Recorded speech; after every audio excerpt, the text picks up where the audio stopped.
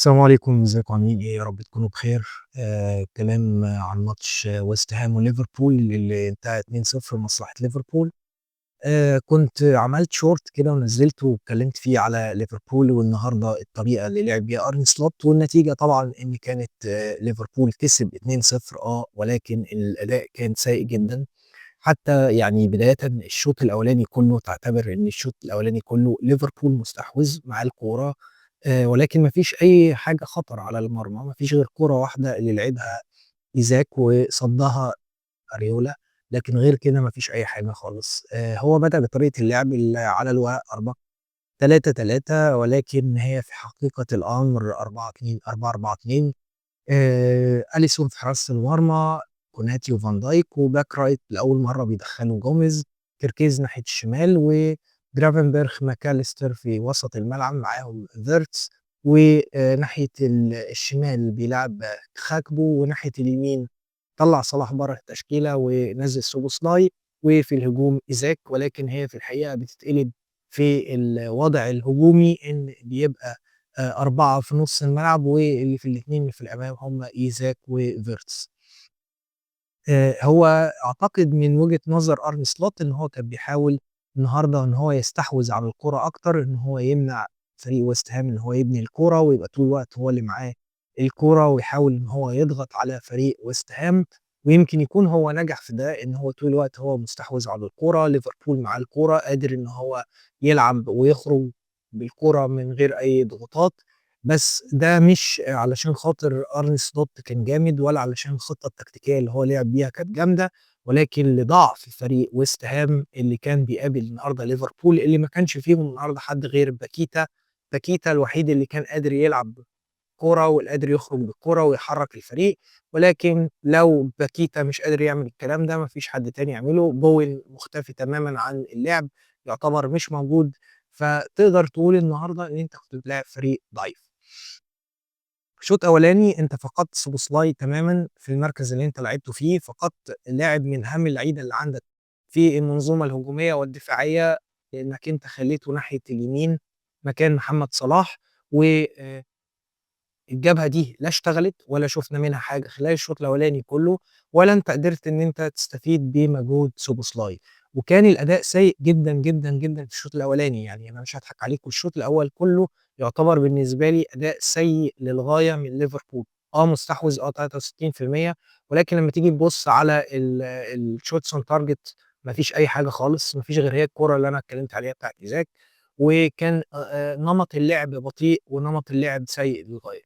الشوط الثاني نزل أرني سلوت بنفس الطريقة، ولكن بيحاول إن هو يدوس شوية أو يحاول إن هو يبوش قدام شوية، وساعده على كده برضه نونو سانتو اللي طريقته معروفة. نونو سانتو بيلعب بالطريقة الدفاعية، بيحاول إن هو يرجع ورا ويستنى يلعب على الهجمات المرتدة، وده اللي كان بيطبقه مع وولفرهامبتون وكان بيطبقه مع نوتنجهام فورست، ودي طريقة لعب نونو سانتو. وزي ما قلت ان ويست هام ما فيهوش اللعيب الكرييتيف اللي يقدر يحرك اللعب ويخلي الفريق يتحرك ويبني اللعب غير باكيتا. ولو انت وقفت باكيتا او حاولت ان انت تقفل عليه زي ما كان طول الوقت ماكاليستر بيضغط عليه طول الوقت او جرافنبرخ، فانت منعت الخطوره. الشوط الثاني زي ما قلت كان بيحاول ان هو يضغط شويه، يحرر شويه سوبوسلاي ان هو يدخل لقلب الملعب ويودي جوميز على الطرف، بحيث ان هو يبقى رايت باك وفول باك كامل، كمان يوصل ان هو يبقى وينجر ويدخل الى حد ما سوبوسلاي الى عمق الملعب، ويغير معاه في الاتجاه الاخر فيرتس اللي كان مديله حركيه. وفي كوره بنى فيها اللعب ليفربول، جت اوت، اتلعب الاوت، لعبها فيرتس لخاكبو، لعبها بالعرض دخل ايزاك حطها. يعني ما تقدرش تقول ان دي كانت جمله، ولكن هي اللعبه اتلعبت وايزاك حطها جول، يعني من كرة كانت ثابتة وأنت استغلّيتها.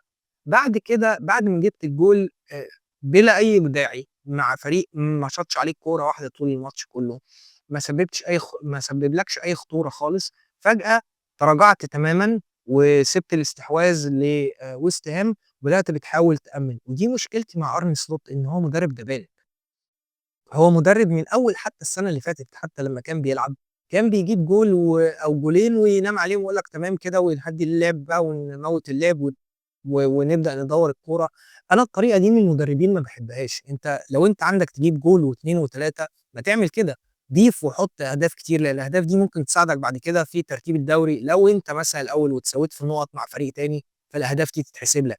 ولكن أرني سلوت جبان، وده اللي بان طول بعد ما أنت سجّلت الهدف الأولاني، إن أنت بدأت تحاول إن أنت ترجع. حتى تغييراته خرّج إيزاك ونزّل إيكيتيكي، خرّج فيرتس اللي كان تعب ونزّل كيرتيس جونز علشان خاطر حاول إن أنا أأمِّن، وبعد كده في الآخر خالص خرّج كيركيز ونزّل روبرتسون. تحس إن هو لأ، أنا تمام، أنا جِبت جول فأنا عايز أحافظ عليه. الراجل مش شايف، الراجل ما عندوش ثقة في نَفْسه ولا عنده ثقة في اللعيبة، وده بيحاول إن هو يدّيه للعيبة. ويا جماعة الراجل ده أنت النهارده كسبت، تمام، حلو، جِبت جول وكسبت، وبعد كده جِبت الجول التاني من كورة اتلعبت طويلة، وأنت كان في طرد بقى باتيتا، طرد ساذج أوي، والمهم سوبوسلاي حاول عليها لعبها لجوميز، جوميز لعبها بالعرض، جات لخاكبو اللي حطها جول. رغم إن أنا خاكبو مقدّم ماتش سيء للغاية. الشوط الأولاني مضيّع انفرادات، الشوط الأولاني كل كورة بتروح عنده بتتقطع، ولكن خاكبو إحنا عارفين إن هو بيلعب علشان هو قريب أرن سلوت، هو الراجل هولندي زيه، والراجل باين إن هو اللعيبة الهولندية هتلعب بيعتمد على الأسماء، ما بيعتمدش على الperformance في الملعب، وده باين أوي، أوي، أوي، وخلاص دي بقت طريقة واضحة عند هذا الرجل. الماتش ده خداع. يعني أنت النهارده لمّا تتفرج على الماتش تقول إن ليفربول النهارده كان كويس، ده إحنا بدأت تدور. لأ يا جماعة، الفريق اللي قدامك هو اللي ضعيف، ويست هام هو اللي فريق ضعيف. أنت الماتش الجاي هتلاعب فريق زي ساندرلاند، ساندرلاند فريق قوي جدًا على فكرة، معاه مدرب محترم، بيلعب بtactics عالية جدًا، بيستحوذ على الكورة، بيضغط على المدافعين بتوعك، طول الوقت بيلعب بالhigh press، بيلعب رجل لرجل، man في man طول الوقت. لأ يعني هتلاقي شغل مختلف. ساندرلاند مش فريق سهل خالص زي النهارده قدام ويست هام. أنا ما زلت شايف إن أرني سلوت هو مش شايف، فقد أوضة اللبس، بدأ يعمل مشاكل مع لعيبة زي صلاح، والناس النهارده اللي بتقول لك إيه ده صلاح قعد أهو الفريق كسب. أنت كنت بتلاعب فريق ضعيف جدًا، وهو صلاح كان بيلعب كنا برضه هنكسب على فكرة. وعلى العموم كده والّا كده كلها كام أسبوع وصلاح ماشي، رايح المنتخب مع مصر إن شاء الله عشان يلعب في كأس الأمم الأفريقية. هنبدأ نشوف بقى ليفربول من غير صلاح هيبقى عامل إزاي، هنبدأ نشوف الفترة دي هتعدّي إزاي على ليفربول. من قلة الاحترام، وإن أنت بعد 10 سنين الراجل ده عملهم وكان شايل الفريق على كتافه. على فكرة أنا مش من مدافعين محمد صلاح، ولكن أنا باقول الحق، وأحيانًا كتير جدًا كنت باهاجمه على مستواه، ولكن في الفترة دي أنا حاسس إن الاتهام كله على محمد صلاح، زي ما يكون محمد صلاح هو المشكلة. لكن مش المشكلة إن في مدرب والخططية بتاعته وحشة، وإن في لعيبة مستواها واقع، ويعني التحميل كله على محمد صلاح. anyway محمد صلاح كلها كام أسبوع وهيروح مع منتخب مصر عشان يلعب أفريقيا، هنبدأ نشوف ليفربول من غير محمد صلاح هيبقى عامل إزاي. أنا ما زلت عند رأيي، الراجل ده لا يصلح لإدارة نادي ليفربول، ويجب أن تتم إقالته، رغم إن إحنا كسبنا النهارده، لإن الأمل مع الراجل ده مش هيروح في حتة. مبروك لليفربول، مبروك للماتش النهارده، نقط كويسة رجعتنا للمركز التامن بعد ما كنا ال12. يعني إلى حدٍ ما أنت بتاخد steps، ولكن ما زلت باقول إن مش هو ده اللي أنت تقدر تبني عليه. ده كان بالنسبة لماتش ليفربول وويست هام، وهاتكلم بعد كده على ماتش تشيلسي وأرسنال، الماتش اللي كان بيتميز بإن هو عبارة عن خناقة أو ماتش خارج من الMMA.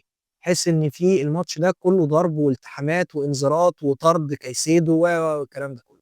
الفرقتين نازلين بمبدأ إن كل واحد فيهم عايز يكسب، كل واحد فيهم عايز ال3 نقاط، علشان خاطر تشيلسي عايز يقرب من أرسنال ويقلل الفجوة اللي ما بينه وما بين أرسنال من 6 نقاط ل3 نقاط، وينتزع المركز التاني علشان يبقى هو اللي بعد أرسنال، ويوقف سلسلة انتصارات أرسنال. وأرسنال في نفس الوقت عايز يكمل إن هو يكسب علشان يوسّع الجاب ما بينه وما بين كل الفرق اللي بتلاحقه. الاتنين مدربين سواء أرتيتا والّا إنزو ماريسكا كانوا الاتنين عايزين يكسبوا الماتش ده.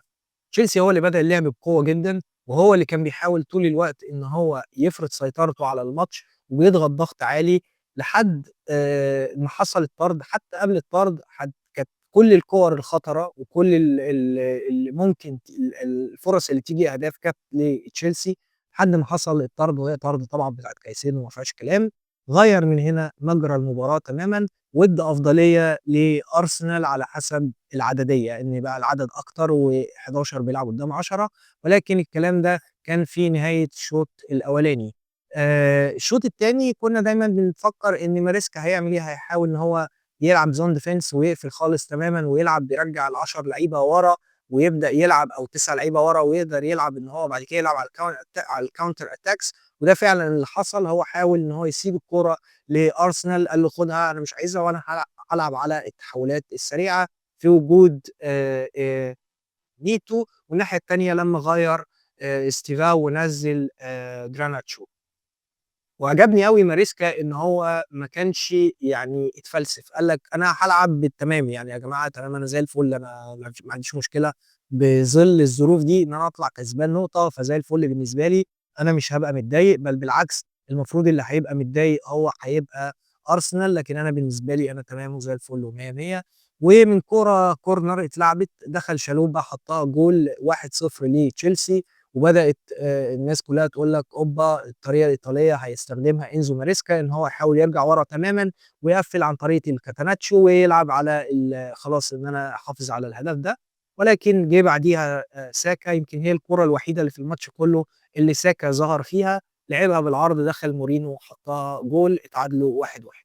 ثم بعد كده أرتيتا قرر إن هو يتفلسف ويحاول إن هو يعمل شوية تغييرات على أثر إن هو ممكن يغيّر من نتيجة المباراة، بس أنا شايف إن هو بالعكس خالص ال التغييرات اللي عملها ما عملتش أي حاجة خالص، يعني ما فيش أي لمسة إبداعية من أرتيتا النهارده لمّا عمل التغييرات بتاعته، على حين ماريسكا اللي طلّع بيدرو ونزّل ديلاب على أساس إن هو يلعب على الكرات الطويلة، فيبقى ديلاب هو محطة وبيبدأ يستلم من تحتيه سواء بيدرو نيتو أو جراناتشو اللي بيروحوا يحاولوا يلعبوا على التحولات الهجومية. الماتش زي ما أنا قُلت كان ماتش يغلب عليه الطابع القوي، الدفاعات القوية الهجومية، الالتحامات البدنية أكتر منها الطابع الكروي، تحس إن في مشاحنات كده ما بين اللعيبة وما بين بعض. هل ممكن لظروف المباراة إن الاتنين بينافسوا بعض على يعني قريبين جدًا في من بعض في المراكز، ديربي لندني وحاجات كتير جدًا، ولكن في الآخر المباراة بالنسبة لي ما كانتش مباراة ممتعة أوي، ما كانش فيها كورة عالية أوي، بصراحة يعني أرسنال يعتبر محظوظ إن هو خرج النهارده بنقطة تعادل، وأعتقد إن تشيلسي لو كان كامل العدد بعدم طرد كايسيدو، أعتقد تشيلسي كانت حظوظه أعلى بكتير إن هو يكسب المباراة.